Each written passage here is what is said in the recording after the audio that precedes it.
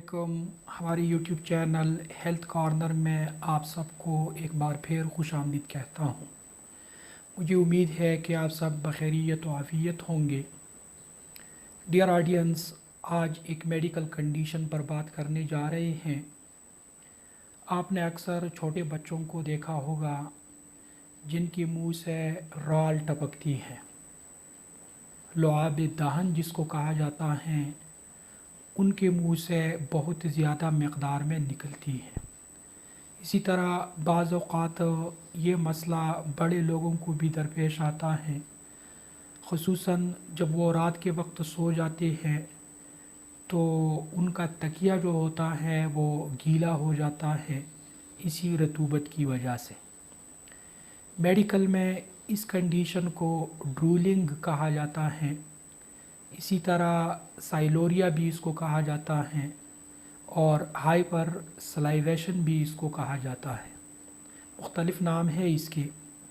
छोटे बच्चों में ये चीज़ ज़्यादातर नॉर्मल है। अमूमन जब बच्चे 2 साल के हो जाते हैं तो उस वक्त उनमें ये शिकायत पैदा होना शुरू हो जाती है। ये एक कुदरती मेकनिज़म है। इस उम्र में चूँकि बच्चों के दांत निकलते हैं तो मसूड़ों को नरम रखने के लिए, मुलायम रखने के लिए लुआब दहन का होना ज़रूरी होता है। लेकिन अगर ये चीज़ बहुत ज़्यादा हो जाए, हद से बढ़ जाए, तो फिर ये मेडिकली जो है कुछ ख़तरनाक भी साबित हो सकता है। आज की वीडियो में हम इसी पर बात करते हैं कि छोटे बच्चों में क्या एहतियाती तदाबीर इख्तियार करनी चाहिए। इसी तरह अगर बड़े लोगों को ये मसला है तो उनको क्या करना चाहिए। जैसा कि मैं पहले बता चुका हूँ कि छोटे बच्चों में मोस्ट केसेस में ये चीज़ जो है नॉर्मल होती है, लिहाजा ज़्यादा परेशान होने की ज़रूरत नहीं है। लेकिन अगर ये हद से बढ़ जाए तो इससे कुछ कॉम्प्लिकेशंस पैदा हो सकती हैं, जिसमें जिस एरिया के ऊपर ये रतूबत पड़ती है, ख़ुसूसन ये नेक का जो एरिया है या चेस्ट का जो एरिया है, इस पर रैश निकल आते हैं, छोटे छोटे दाने निकल आते हैं, सुर्ख कलर के दाने होते हैं, जिससे बच्चे जो होते हैं उनको तकलीफ़ होती है और वो रोते रहते हैं। इसी तरह ये हाइपर सलाइवेशन अगर बहुत ज़्यादा मकदार में हो तो इससे बच्चों के जिस्म में पानी और नमकियात में भी कमी वाक़ हो सकती है। चूँकि हमारे सलाइवा में प्रोटीन और कुछ एंजाइम्स भी मौजूद होते हैं, लिहाजा हाइपर सलाइवेशन की वजह से जिस्म में प्रोटीन की कमी भी हो सकती है और कुछ एंजाइम की कमी भी हो सकती है। यही मसाइल बड़े लोग जो होते हैं, बड़ी उम्र के लोग जो होते हैं, उनमें भी देखने को मिल सकती हैं। अब एहतियाती तदाबीर पर बात करते हैं कि आप अपने घर में मेडिकल ट्रीटमेंट लिए बग़ैर इसका हल कैसे निकाल सकते हैं। सबसे पहले रात के वक्त जब भी आपका बच्चा या आप ख़ुद अगर आपको ये मसला है, सो जाते हैं तो सोने से पहले कोई मीठी चीज़ ना खाएं। इसी तरह जब आप खाना खाते हैं तो खाने के बाद और सोने से पहले अपने मुंह को साफ़ कर ले, पानी के गरारे ले, ताकि आपके मुंह के अंदर ख़ुराक के जो ज़र्रात रह गए हैं वो बाहर निकल आए और आपका मुंह जो है वो साफ़ हो जाए।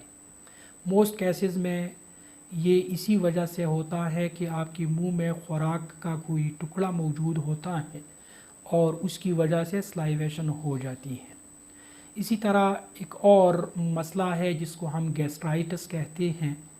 मैदे में तेज़ाबियत ज़्यादा हो जाती है, इस वजह से भी अक्सर औक़ात लुआब दहन ज़्यादा हो जाता है और रात के वक्त अमूमन छोटे बच्चों को और बड़ों को बहुत ज़्यादा तकलीफ़ देह ये चीज़ साबित हो जाती है। अब जो स्किन रैश है, छोटे बच्चों बिलखुसूस छोटे बच्चों की स्किन पर हाइपर सलाइवेशन की वजह से जो स्किन रैश बन जाते हैं, उनको ठीक करने के लिए आप घर में मौजूद आम जो ऑयल है वो इस्तेमाल कर सकते हैं। اس کے ساتھ اگر آپ کے گھر میں پیٹرولیم جیلی جس کو ویسلین کہا جاتا ہے وہ بھی بچوں کے اسکن کے اوپر لگا سکتے ہیں۔ بعض کیسوں میں اگر یہ مسئلہ شدت اختیار کیا جائے اور بچے کو بہت زیادہ تکلیف ہو تو پھر بیٹنوویٹ کریم یا اسی طرح کے ہائیڈروکارٹیسون کریم وغیرہ بھی آپ بچے کے اسکن کے اوپر لگا سکتے ہیں۔ اس سے بچے کو آرام اور افاقہ مل جاتا ہے۔ بچے میں اگر کمزوری ہو، اس میں پروٹین کی کمی ہو، اس میں وائٹامنس کی کمی ہو تو آپ بچوں کو بیلنسڈ ڈائٹ بھی دے دیں، ایسی خوراک بچوں کو دے دیں جس میں وائٹامن کی مقدار زیادہ ہو، جس میں پروٹین بھی موجود ہو اور جس میں منرل بھی موجود ہو۔ بعض صورتوں میں وائٹامن B12 جو ہے یہ بھی دینا ضروری ہوتا ہے، کیونکہ اکثر کمزور بچے جو ہوتے ہیں اور جن میں ہائپر سلائیویشن بھی زیادہ ہوتی ہے تو ان کے پٹھے جو ہے وہ اکڑ جاتے ہیں اور ان کی نیک جو ہے وہ ایک سائیڈ پر مڑ جاتی ہے، تو ان بچوں میں وائٹامن B12 کا اہتمام بھی ضروری ہے۔ اب ہائپر سلائیویشن یہ تو کچھ احتیاطی تدابیر ہے، میڈیکل میں یعنی ہمارے عام کلینکس میں اس کے لیے ہائیسین نام کی کچھ ٹیبلٹس بھی دستیاب ہے، انجیکشن بھی دستیاب ہے، وہ دے دیے جاتے ہیں، وقتی طور پر اس سے آرام آ جاتا ہے۔ ہومیوپیتھی میں اس مقصد کے لیے 2 یا 3 میڈیسن جو ہے بڑے امپورٹنٹ ہیں۔ ایٹروپا بیلاڈونا ایک ہومیوپیتھک میڈیسن ہے، 3x کے پاور میں اس کے 4 یا 5 قطرے بچے کو، اور اس طرح اگر بڑے اس بیماری میں مبتلا ہے تو 10 قطرے ان کو رات کے وقت دے دیے جاتے ہیں، اس سے بھی وقتی طور پر آرام آ جاتا ہے۔ اسی طرح مرکیوریس یہ بھی ایک ہومیوپیتھک میڈیسن ہے اور اس کی علامات جو ہے وہ ہائپر سلائیویشن کے ساتھ بہت زیادہ ملتی جلتی ہے۔ اگر ہائپر سلائیویشن کے دوران بچے کے منہ میں زخم ہو، اس میں انفلیمیشن ہو، اس کے ٹانسلز بڑے ہوئے ہو تو پھر آپ مرکیوریس جو ہے یہ 6x کے پاور میں یا اس سے زیادہ پاور میں بچے کو دے سکتے ہیں، اس سے بچوں کو آرام آ جاتا ہے۔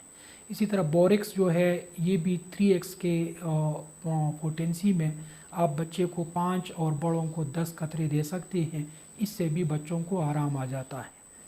اس سلسلے میں جو سب سے زیادہ ضروری کام ہے وہ بچے کی صفائی ہے، بچے کے جسم کو بھی صاف رکھے اور بچے کے منہ کو بھی صاف رکھے، خصوصاً رات کے وقت سونے سے پہلے اس کے دانتوں کی صفائی لازمی کروائے، اس کو اگر اور کچھ بھی نہیں کر سکتے تو کچھ پانی ضرور پلائے تاکہ جو خوراک کے ذرات ہوتے ہیں، جو شوگر کے مالیکیولز یا ایٹمز وغیرہ ہمارے منہ میں رہ گئے ہوتے ہیں وہ پانی کے ساتھ ہمارے اسٹامک میں چلا جائے۔